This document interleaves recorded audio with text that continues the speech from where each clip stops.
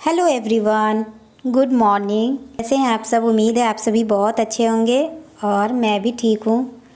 तो मंगलवार के दिन मैंने कोई भी ब्लॉग शूट नहीं किया था क्योंकि बाबू का तबीयत थोड़ा सा ठीक नहीं लग रहा था। हल्का फुल्का उसको सर्दी हो गया था और थोड़ा थोड़ा फ़ीवर भी हो गया है, मतलब हो गया था। तो दवा मिला तो मतलब अभी ठीक लग रहा है, अभी अच्छा महसूस कर रहा है।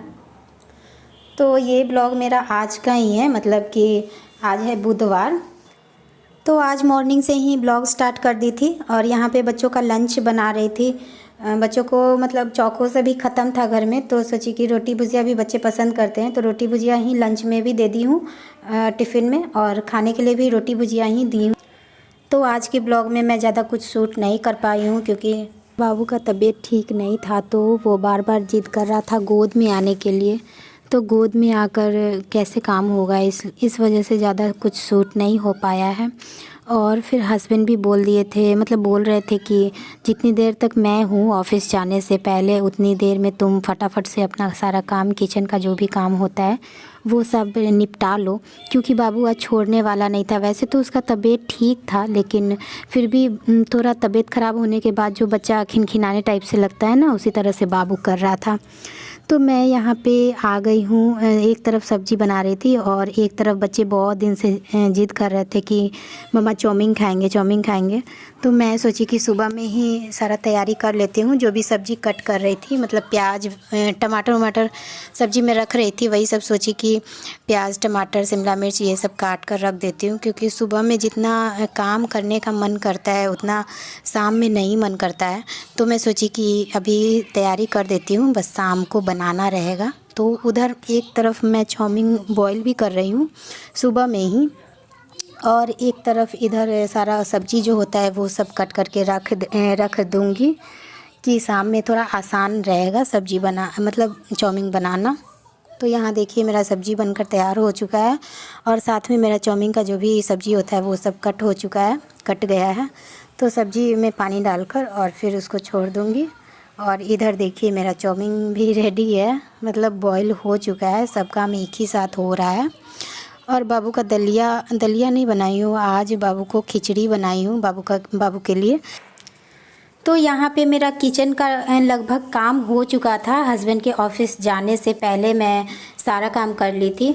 उसके बाद जस्ट आकर बाबू को अच्छे से तेल मालिश की, मतलब लगभग 12 बज रहा था। अच्छे से तेल मालिश की तो बाबू सो गया, लेकिन वो ज़्यादा देर तक नहीं सोया, फिर तुरंत ही उठ गया था। तो फिर उसको सुलाने में, मतलब सुलाई, उसके बाद मैं सोची कि कपड़ा तो बाद में भी धुल जाएगा, पहले नहा लेती हूँ। तो आज बाल धोकर नहाना भी था क्योंकि कल बृहस्पतिवार हो जाता तो बाल चिपचिप कर रहा था। तो पहले बाल धोकर मैं नहा ली, उसके बाद मतलब बाबू सो ही रहा था तो मैं नहा ली। और स्कूल का लगभग बच्चों को लाने का टाइम हो गया था, तो मैं सोची कि मच्छरदानी लगा देती हूँ, मच्छर नहीं काटेगा तो बाबू नहीं उठेगा, क्योंकि जस्ट सोया है तो जस्ट तो उठेगा नहीं। तो मैं मच्छरदानी लगा दी और उसके बाद मैं बच्चों को लाने स्कूल चली गई। तो पता नहीं बाबू कैसे उठ गया, कब उठ गया, मतलब मुझे ऐसा लगता है कि जैसे मैं निकली वैसे ही बाबू उठ गया। और मेरी सासू माँ घर में ही थी, लेकिन बाबू को बिल्कुल भी नहीं पकड़ी और बिल्कुल भी देखने नहीं गई। बस उसका आवाज़ सुनकर मेरे हस्बैंड को कॉल लगा दी कि बाबू रो रहा है रूम में, और वो नहा धोकर आराम से अपने रूम में आराम कर रही थी, लेकिन बाबू को बिल्कुल भी पकड़ने नहीं गई। फिर मैं मोबाइल लेकर गई थी तो मेरी सासू माँ हस्बैंड को फ़ोन की कि बाबू रूम में रो रहा है। तो उसके बाद हस्बैंड मुझे फ़ोन किए कि तुम कहाँ हो, बाबू रो रहा है घर में। तो फिर मैं रोड पर से दौड़ते दौड़ते घर में आई, और घर में आई तो देखी कि सासू माँ आराम से अपने रूम में आराम कर रही है और बाबू मेरा मच्छर जाली में पूरा फंस के और इतना रो रहा था, इतना रो रहा था। तो उस समय से मेरा मूड इतना ज़्यादा ऑफ हो गया। वही मैं यहाँ पे छत पे बैठकर सोच रही थी कि मतलब बच्चों से क्या दुश्मनी होता है परिवार वालों में। इतना छोटा सा बच्चा है, वो अगर रो रहा है तो उसको उठा लेते अगर गोद में तो क्या हो जाता। तो यही सब सोच रही थी मैं छत पे बैठकर, और मेरा मूड बहुत ही ज़्यादा ऑफ हो गया था, बहुत ही ज़्यादा मूड ख़राब हो गया था। फिर भी कुछ भी करने का मन नहीं कर रहा था। तो मतलब ऐसी सास होती है दुनिया में, ऐसी ऐसी सास भी होती है, भगवान ऐसी सास किसी को भी ना दे। मतलब बड़ों का जो भी दुश्मनी होता है वो बच्चों से निकालना। बच्चे तो भगवान का रूप होते हैं, बच्चे किसी का क्या बिगाड़ते हैं। तो आज के ब्लॉग में ज़्यादा कुछ नहीं है, मेरा मूड ख़राब हो गया था इसलिए कुछ भी मैं शूट नहीं कर पाई हूँ। तो वीडियो अगर थोड़ा भी पसंद आया होगा तो वीडियो को लाइक कर दीजिएगा, चैनल पे न्यू है तो सब्सक्राइब कर दीजिएगा। फिर मिलती हूँ आपसे नेक्स्ट ब्लॉग में, तब तक के लिए बाय बाय।